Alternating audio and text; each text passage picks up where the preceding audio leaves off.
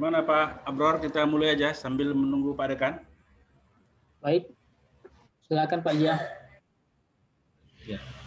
Assalamualaikum warahmatullahi wabarakatuh. Yang terhormat Bapak Dekan Fakultas Usul dan Islam, Profesor Amruni Rajat sudah bergabung, tapi ada hal teknis, suaranya belum keluar ya. Malam ini kita akan tadarus online tentang Kitab Al-Hikam ya, karya Ibnu Athaillah. Malam ini kita beruntung akan dipandu seorang yang expert dalam bidang turos, terutama karya-karya Ibnu Athaillah, yaitu Bapak Dr. Abror Muhammad Daud Faza. Saya kira nanti Pak Dekan jika sudah terhubung bisa memberikan sedikit pengantar ya, sambil menunggu kita mulai aja. Untuk selanjutnya kita mintakan kepada Bapak Dr. Abror. Silakan Pak Abror. Baik. Assalamualaikum warahmatullahi wabarakatuh. Bismillahirrahmanirrahim. Alhamdulillahillazi fataha li awliyaihi abwaba mahabbatihi wa ta'atihi wa waffaqahum li ta'atihi wa khidmatihi. Asyhadu an la ilaha illallah wahdahu la syarikalah wa asyhadu anna sayyidina Muhammadan abduhu wa rasuluh khairul khalqih. Allahumma sholli wa sallim ala sayyidina wa maulana Muhammadin khairi khalqih wa ala alihi wa ashabihi wa azwajihi wa dzurriyyatihi wa atba'i, amma ba'du. Untuk pertama sekali sebelum kita mulai kajian ini, marilah sama-sama kita mengirimkan Al-Fatihah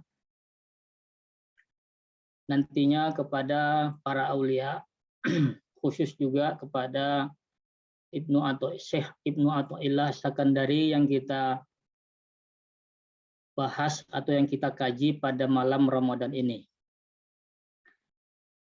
Ila hadratin Nabi Mustafa Sayyidina Muhammadin sallallahu alaihi wasallam wa ikhwanihi minal anbiya'i wal mursalin wa alihi wa sahbihi ajma'in wa ila jami'il awliya'i min masyarikil ardi wa magharibiha, khususon ila sultanil awliya Syekh Abdul Qadir Jilani wa Abi Hasan As-Sajili min usulihim wa furu'ihim. Lahumul Fatihah. A'udzubillahi minasyaitonir rajim. Bismillahirrahmanirrahim. Alhamdulillahirabbil alamin. Maliki yaumiddin, iyyaka na'budu wa iyyaka nasta'in, ihdinas siratal mustaqim.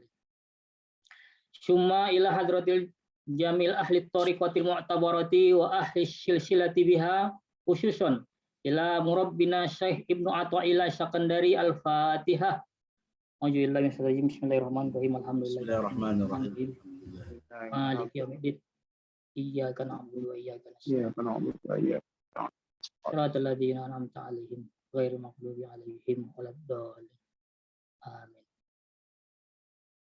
Baiklah, hadirin wal hadirat, para muhibbin yang sudah berhadir pada malam yang berbahagia ini,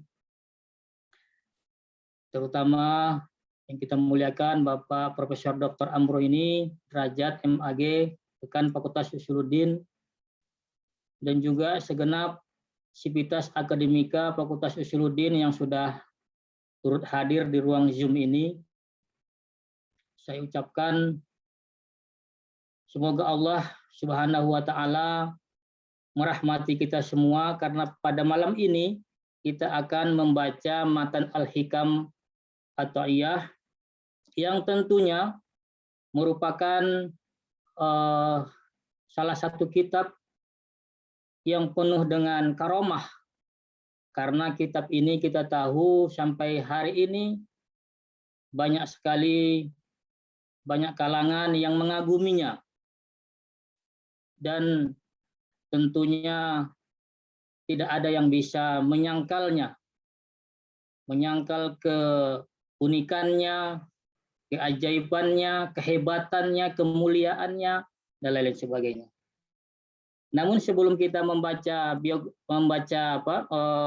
matan Al-Hikam ini, mari kita lebih dahulu barangkali sama-sama belajar juga ini untuk mengenal siapa itu sebenarnya Ibnu Athaillah As-Sakandari.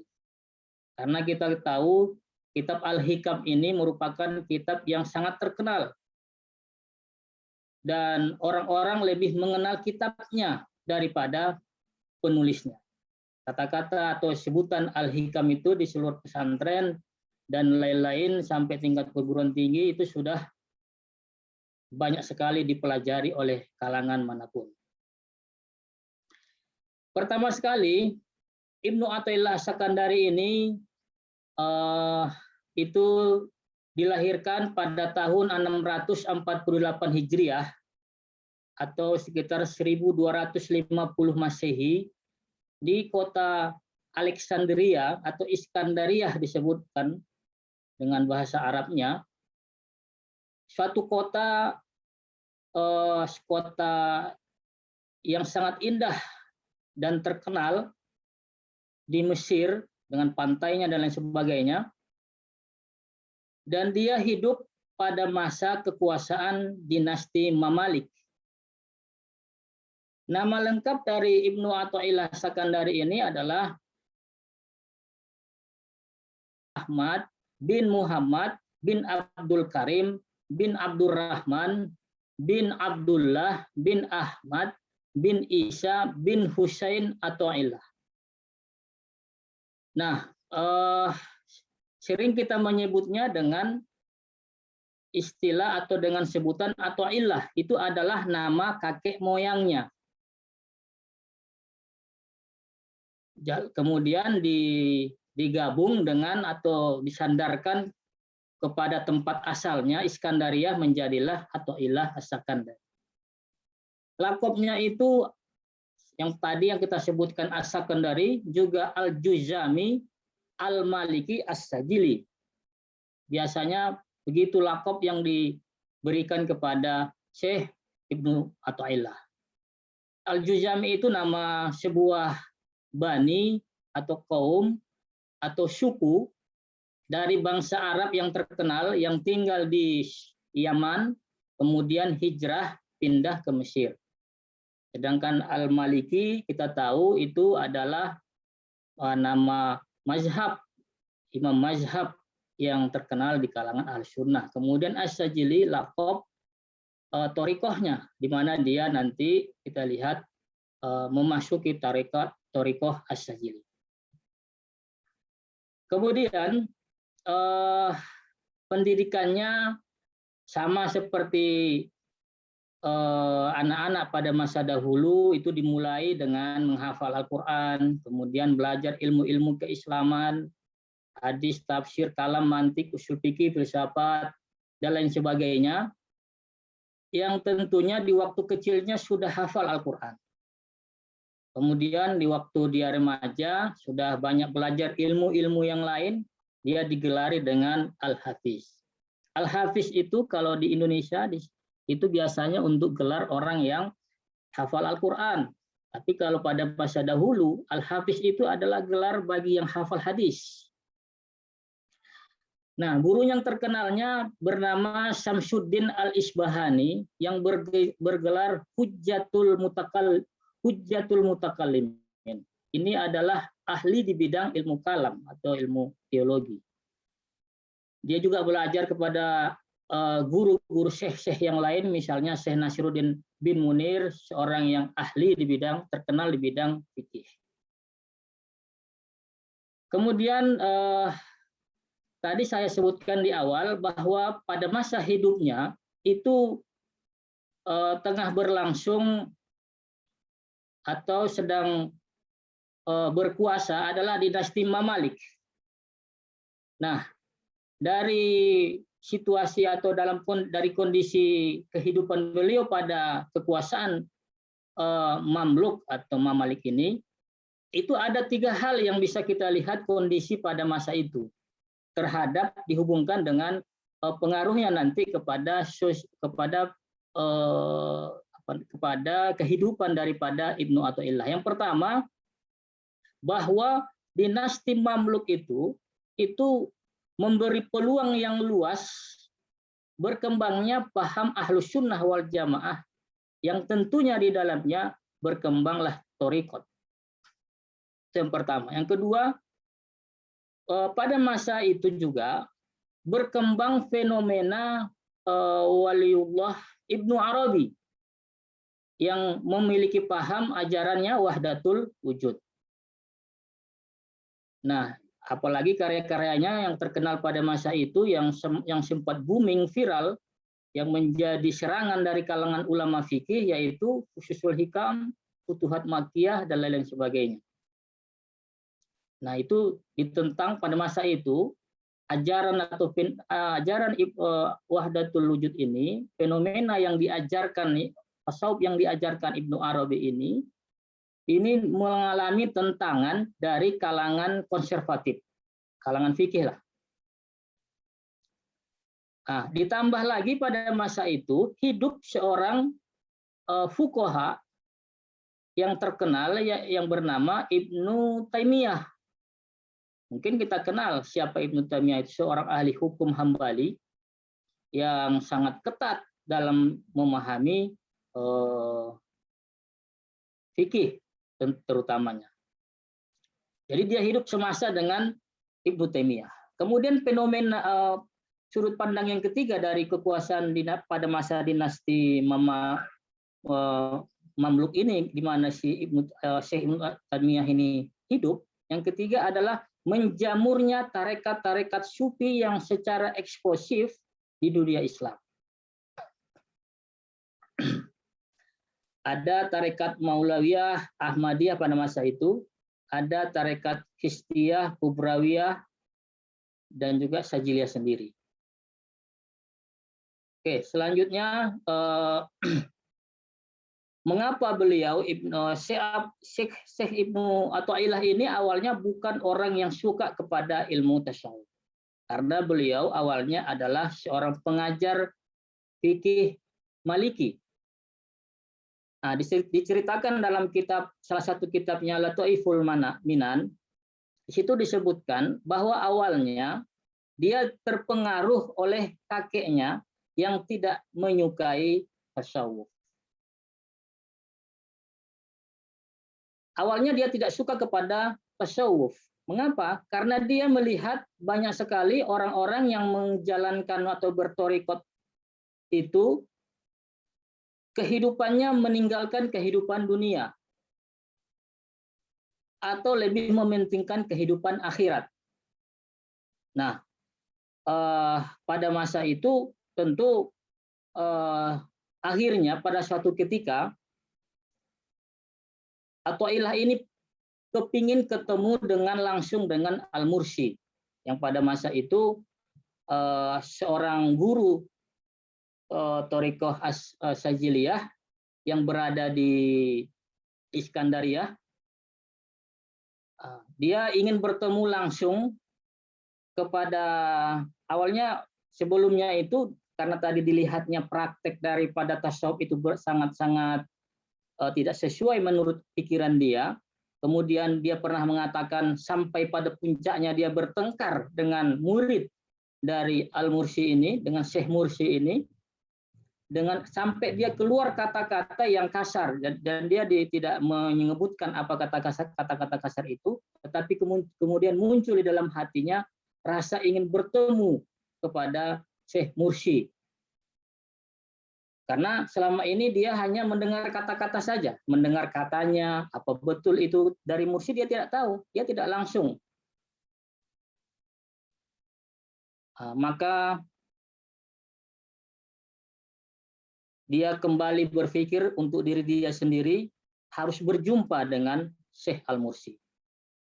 Singkat cerita, dia ikut dalam pengajian suatu sore, ikut dalam pengajian Syekh Al-Mursi. Kemudian dia lihat bagaimana Syekh Mursi ini mengajarkan ilmu tasawuf.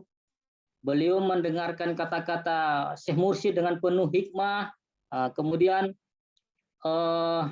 dalam kata-kata yang disampaikan Syekh Mursi tadi, setelah dilihatnya secara seksama, lalu dia berkata, faru'aitu hu yatakallamu fil anfas. Artinya dia lihat yang berkata-kata itu betul-betul dari dirinya, tidak yang dibuat-buat. Itu nafis itu kan adalah sesuatu yang sangat diri yang sangat tinggi nilainya, harganya. Apa yang dikatakan oleh Al-Mursi ketika itu, makanya dia memberikan penilaian yang begitu tinggi tadi. Dia menyebutkan bahwa tingkatan beramal dalam kehidupan seseorang itu ada 3, yaitu syariat, hakikat, tarikat, hakikat. Orang harus bersyariat dulu, menjalankan amaliyah seperti bagaimana diatur oleh fikih, kemudian meningkat kepada thariqah, baru masuk kepada atau baru mencapai hakikat. Jadi syariat ini kemudian diterangkan oleh Mursi itu sama dengan Islam. Al-Islam seperti disebutkan di dalam hadis. Apa itu Islam? Kemudian thariqat itu disebutkan oleh Al-Mursi sama seperti iman. Bagaimana keyakinan kita itu kepada syariat-syariat itu betul-betul dekat kepada Allah. Baru hakikat disebutkan oleh Al-Mursi sebagai ihsan. Jadi Islam, syariat sama dengan Islam, kemudian tarikat sama dengan iman, dan hakikat pun sama dengan ihsan. Ini tentu ajaran yang sesuai dengan ajaran Rasulullah SAW.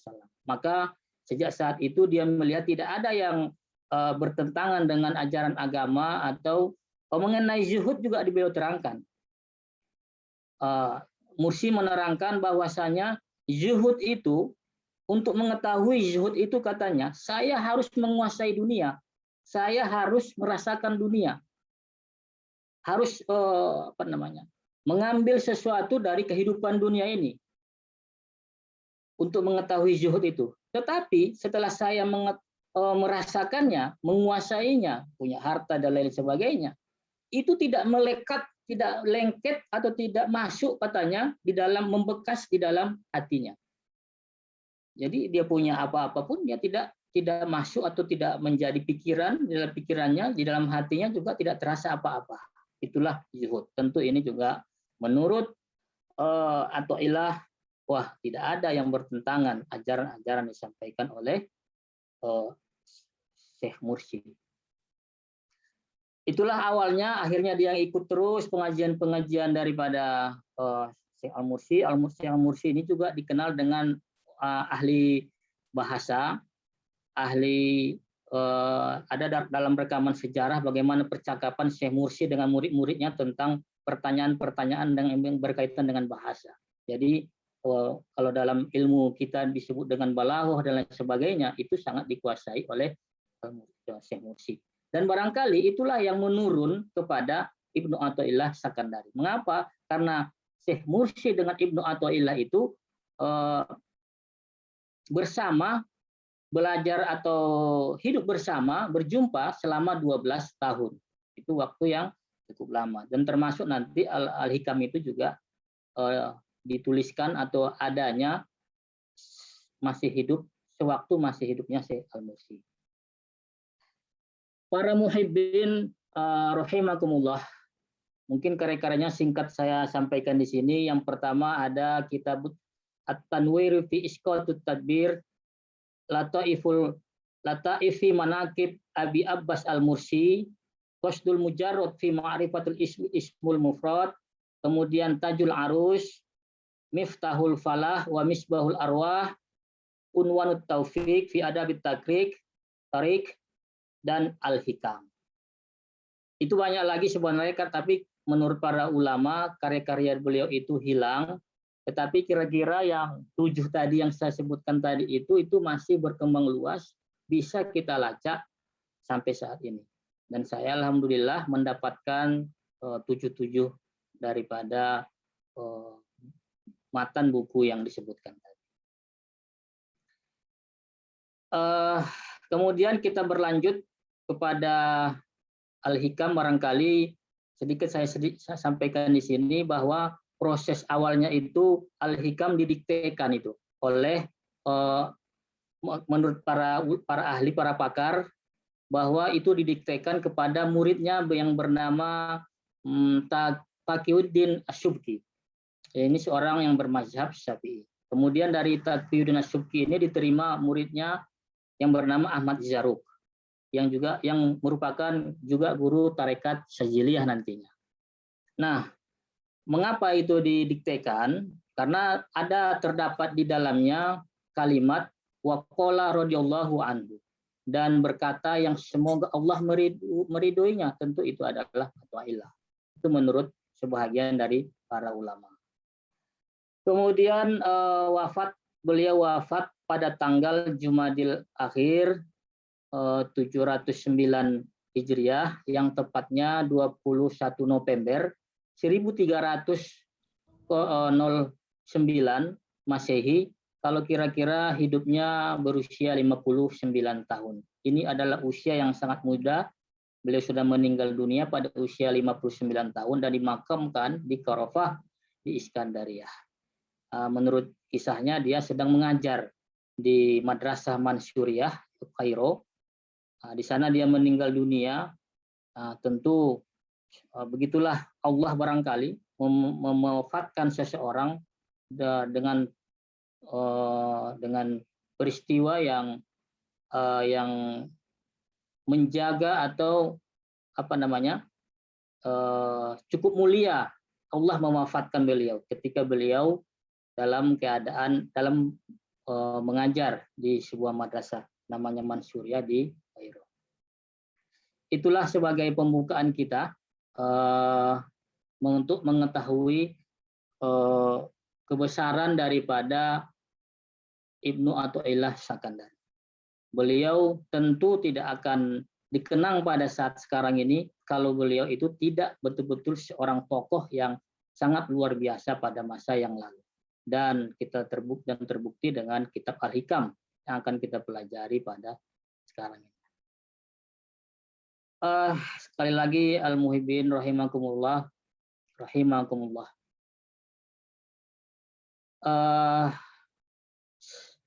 Disebutkan bahwa ada seorang ulama, Syekh Muhammad Hayat As-Sindi, yang mengatakan bahwa Al-Hikam itu memiliki 264 aforisme atau syair-syair. Ada juga ulama yang berbeda dalam menghitungnya. Ada yang mengatakan yang sejumlah 260 bait, ada lagi yang mengatakan 264 bait, dan bahkan ada yang mengatakan 275 bait. Nah, ini tidak ada yang sama, berbeda dalam menghitung bait-bait di dalam Al-Hikam tadi, tetapi yang masyhurnya itu berjumlah 264 bait hikmah. Nah, bahkan kemudian ada yang mengatakan, ada sebuah ungkapan, kalau tidak salah itu dari Emery Simmel, dalam berbahasa Arab dia mengatakan, lau jajatis sholatu bisyai'in ghairal Qur'an la jazat bihikam Ibni Athaillah. Katanya, andai kata di dalam sholat itu boleh membaca selain Al-Qur'an, niscaya kitab ini atau Al-Hikam tadi boleh dijadikan sebagai penggantinya. Demikianlah mungkin sebagai pengantar Pak Masih, ini kita mulai untuk membaca matanya. Bismillahirrahmanirrahim. Min alamatil i'timadi alal amali nuqsanur roja'i inda wujudiz zalal. Min di sini ini kan kalau menurut para ulama itu artinya at-tab'id, atau diterjemahkan menjadi diantaranya. Min itu diantaranya. Kalau kita terjemahkan daripada diantaranya, diantara tanda alamatin, tanda-tanda, diantara atau salah satu tanda i'timadi, bergantungnya atau di antara tanda-tanda bergantung atau mengandalkan alal amali pada amal adalah berkurangnya harapan ketika ada kesalahan. Wujudiz zalal, adanya kesalahan atau adanya kegagalan. Saya ulangi, kalau kita artikan secara bebas, daripada tanda atau salah satu tanda bergantung pada amal adalah berkurangnya harapan ketika ada kesalahan atau ketika kita mengalami kegagalan. Ketika orang mengandalkan amalnya, ketika dia merasa salah, maka dia pesimis kepada Allah. Karena ketika dia salah tadi, dia akan merasa seolah-olah Allah itu sudah jauh dari dia, atau dia merasa tidak dekat lagi dengan Allah Subhanahu wa taala.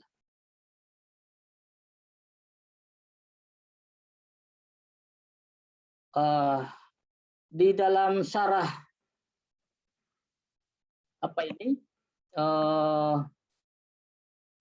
Ajibah Husain ini itu disebutkan di situ apa itu amal yang disebutkan di dalam syair Al-Hikam ini. Amal yang di sini ini maksudnya adalah harakatul jismi awil qalbi fa in taharraka bima fihi syawab sumiyat ta'atan wa in taharraka bima fihil iqab sumiyat maksiatan. Amal itu, amal yang di sini kan pakai alif lam dia. Jadi dia menunjukkan satu amal yang baik. Tidak banyak amal. Karena kalau amal itu secara umum kan artinya pekerjaan. Pekerjaan itu bisa pekerjaan yang baik, bisa pekerjaan yang tidak baik. Nah, kalau diterjemahkan kalimat tadi, artinya adalah bahwasanya gerakan fisik, gerakan badan, gerakan tubuh kita apabila mengandung pahala itu namanya taat. Tetapi apabila gerakan badan atau tubuh kita ini menyebabkan kita disiksa nantinya oleh Allah, maka itu dinamakan maksiat. Di amal itu ada dua, menimbulkan pahala tadi disebut dengan taat, kemudian apabila disiksa, nanti itu disebut maksiat. Jadi berbuat baik maupun berbuat buruk itu sama-sama amal, tetapi disebut dengan amal yang baik dan amal yang tidak baik atau yang buruk. Nah, amal di dalam syarah itu disebutkan ada 3, yaitu amal syariat, amal thariqat, amal hakikat. Untuk apa amal? Kita kaji yang pertama, amal syariat. Amal syariat untuk apa? Apa gunanya? Adalah liislahil jawari, untuk membaguskan tubuh kita. Jadi gunanya amal ini untuk membaguskan, amal syariat ini gunanya untuk membaguskan anggota tubuh kita. Membaguskan mata kita, membaguskan tangan kita, kaki kita, dan lain sebagainya. Maksudnya begini, supaya mata kita bagus, tentu kita harus melihat yang baik-baik, yang bagus-bagus. Supaya tangan kita ini bagus, baik, maka tentu harus menyentuh, mengambil, atau membuat sesuatu yang baik-baik. Kaki pun begitu juga. Kita harus berjalan untuk yang baik-baik. Maka nanti itu disebut dengan amal syariat, liislahil jawari. Kemudian yang kedua, amal thariqat. Ini adalah liislahil qulub, untuk membaguskan hati. Seperti apa hati yang bagus itu? Hati yang bagus itu adalah hati yang, kalau hati itu kan berkaitan dengan penyakit-penyakit atau sifat-sifat hati, penyakit-penyakit yang ada dalam hati, misalnya dengki, ria, suka memikirkan yang tidak baik. Jadi supaya hati bagus, maka jangan dengki, jangan ria, jangan memikirkan yang tidak baik, atau berbohong, dari hati karena tidak sesuai dengan hati. Itu gunanya adalah untuk membaguskan hati. Kemudian yang ketiga, amal hakikoh yang disebut dengan liislahil arwah, membaguskan ruh. Kayak apa sih ruh yang bagus itu? Ruh yang baik atau yang bagus itu adalah ruh yang mengenal Allah. Nah, tentu kalau kita lihat tadi, ada 3 amal tadi, syariat, thariqat, hakikat. Ketiga-tiganya ini kan kalau kita dilaksanakan secara baik, tentu akan mendatangkan pahala. Nah, amal syariat itu menurut Ibnu Athaillah itu syaratnya supaya tadi anggota tubuh kita ini baik, itu syaratnya kembali kepada 3 hal. Ada tingkatan makom di dalam tasawuf. Yang pertama disebut dengan tobat, kemudian takwa, yang ketiga istiqomah. Tobat itu tentu membersihkan dirilah dari yang kotor-kotor, yang membersihkan hati, membersihkan pikiran, kembali ingin melakukan yang baik, melupakan dosa-dosa, tindakan-tindakan yang tidak baik, kesalahan-kesalahan dan lain sebagainya. Itu untuk tingkatan tobat. Kemudian kalau takwa, yang kedua tadi takwa itu pakaiannya. Kalau sudah kita tadi membersihkan diri dengan yang tidak baik, dari yang kotor-kotor, tentu kita harus takwa itu kan ya sama dengan yang dikatakan para ustadz. Kalau sekarang ini di bulan Ramadan ini tujuan puasa adalah takwa. Takwa itu menurut Al-Ghazali melakukan yang baik, melaksanakan seluruh perintah Allah dan menjauhi seluruh larangan Allah. Nah, supaya pakaian tadi tidak lepas, maka yang ketiga selanjutnya istiqomah. Harus istiqomah, harus dilaksanakan secara kontinu, tidak konsisten. Dalam keadaan sakit, dalam keadaan sehat, kita harus selalu menjunjung perintah Allah dan menjauhi seluruh larangan Allah Subhanahu wa taala. Jadi amal syariat itu syaratnya tobat dulu, kemudian melakukan takwa, dan yang ketiga istiqomah. Lalu yang kedua, amal thariqat. Ini tadi intinya adalah supaya hati kita bagus. Maka jalannya yang pertama ikhlas, siddiq, tumakninah. Kita contohkan misalnya kalau kita sholat. Nah, sholat itu kan tentu kita betul-betul bagaimana bertujuan untuk supaya Allah itu senang kepada kita.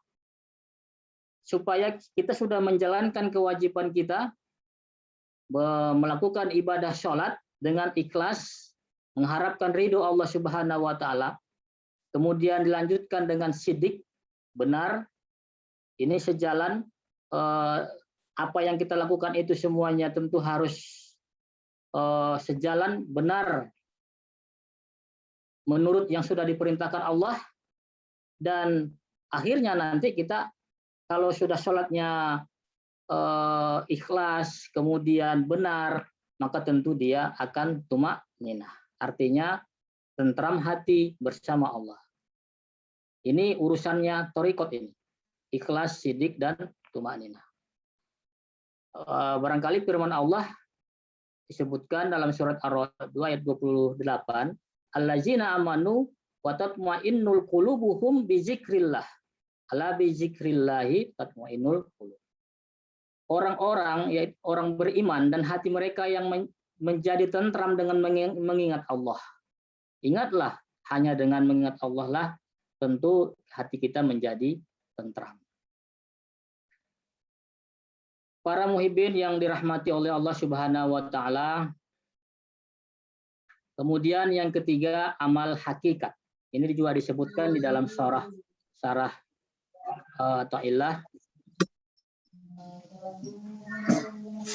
Bagaimana supaya ruh kita kenal kepada Allah?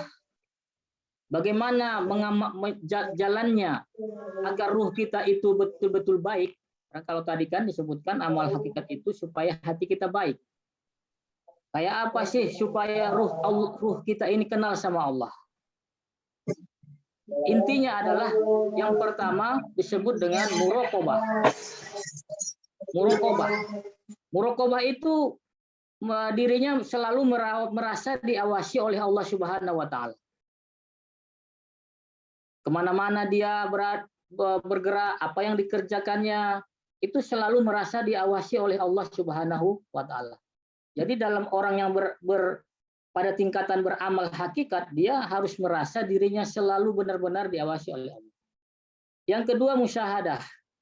Musyahadah itu beribadahlah engkau seolah-olah melihat Allah. Nah, tentu ini sama dengan ihsan ini. Kita dianjurkan dalam beribadah itu bahwa kita seolah-olah menyaksikan atau melihat Allah. Kalau kita tidak bisa melihat Allah, tapi yakinlah bahwa Allah melihat kita. Nah, yang ketiga, ma'rifat, mengenal Allah.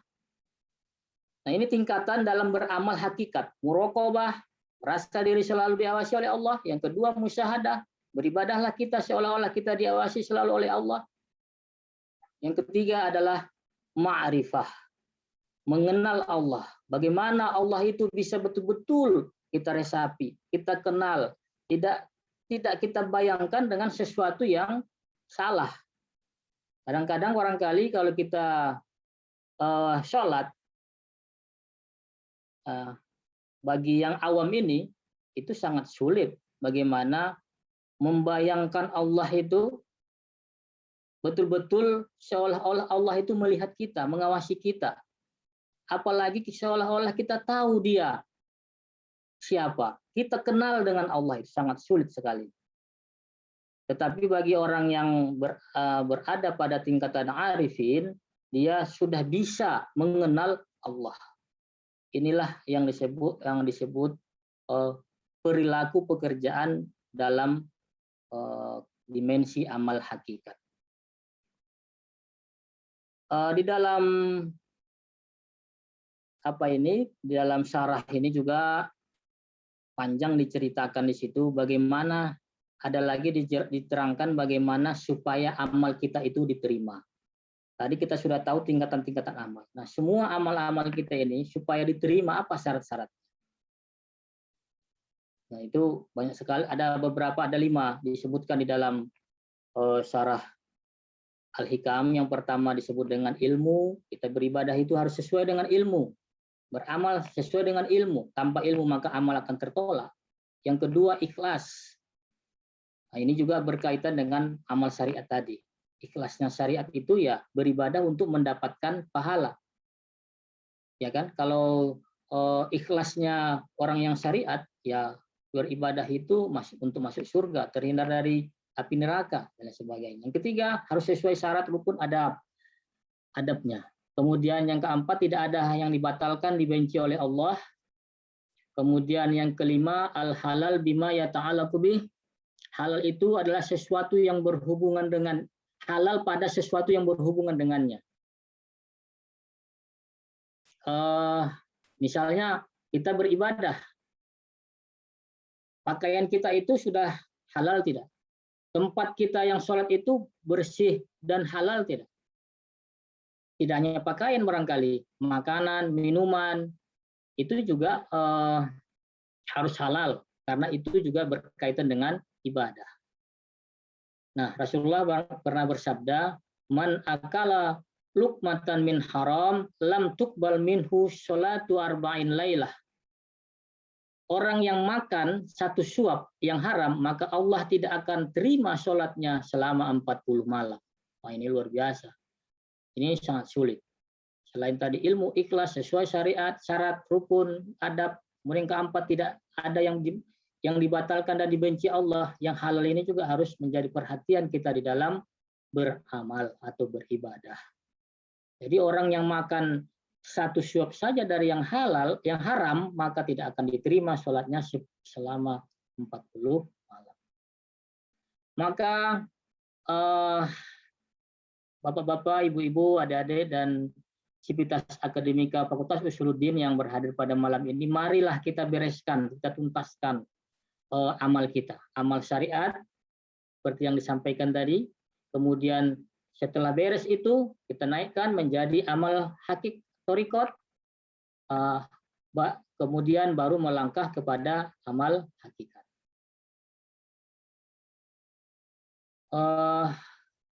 Barangkali kalau ada waktu berkaitan dengan kajian ini kan merupakan ilmu tasawuf. Jadi apa yang disampaikan oleh Ibnu Athaillah ini adalah ilmu tasawuf yang kalau kita lihat barangkali ada beberapa, ini catatan saya barangkali, ada beberapa hadis yang termuat di dalam kitab ini. Misalnya ini di dalam bab awalnya, man amila bima alima aurasahullahu ilma malam ya'lam. Barang siapa yang beramal dengan ilmunya, Allah akan mewariskan kepadanya ilmu yang tidak diketahuinya. Ini berkaitan dengan amal ini juga. Jadi di sini dinukil sebuah hadis yang mengatakan bahwasanya barang siapa yang mengamalkan ilmu yang diketahuinya, maka Allah akan mewariskan atau memberikan ilmu yang tidak diketahuinya, ilmu yang lain maksudnya. Nah, ini maksudnya ini kalau kita lihat di dalam sumber hadisnya, saya tadi sedikit mencari riwayatnya, banyak sekali pernyataan tentang kualitas hadis ini. Dan di sini kan tidak disebutkan riwayatnya, kemudian juga di hadis yang lain.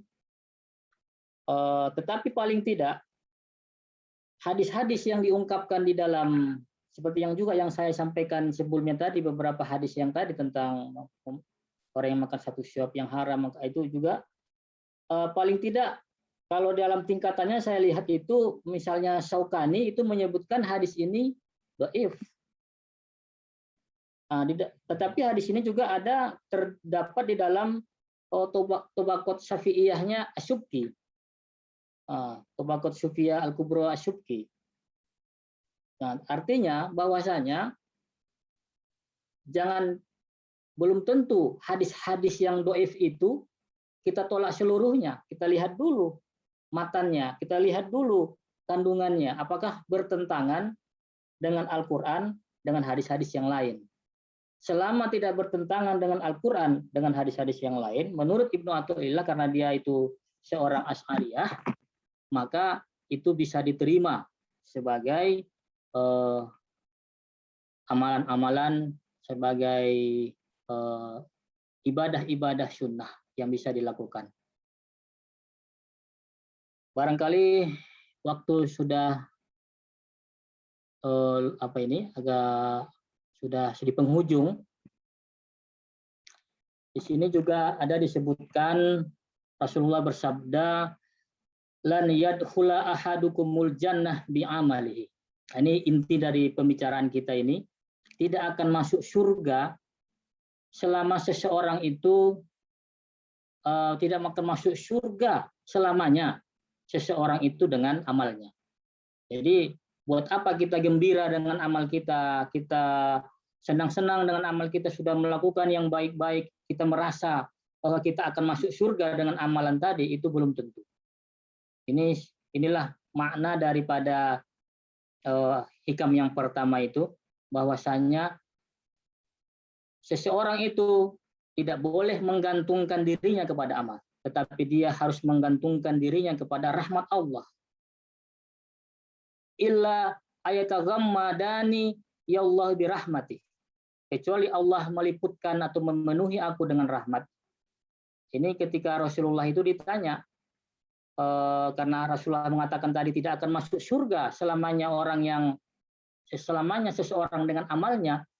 Qala wala ana, kata Nabi. Aku pun, kata Nabi, amalku tidak bisa memasukkan aku ke surga kecuali memenuhi aku dengan rahmatnya. Kecuali Allah itu memberikan rahmatnya kepada siapa saja. Rahmat Allah ini bukan untuk kita gembirakan. Rahmat Allah ini adalah tujuan, maksudnya tujuan yang paling utama sesuai dengan matan Al-Hikam yang pertama ini, bahwa kita beribadah, beramal, semua amal kita tadi, baik yang syariat, thariqat, hakikat, itu semuanya tidak menjadi ukuran seseorang diterima oleh Allah.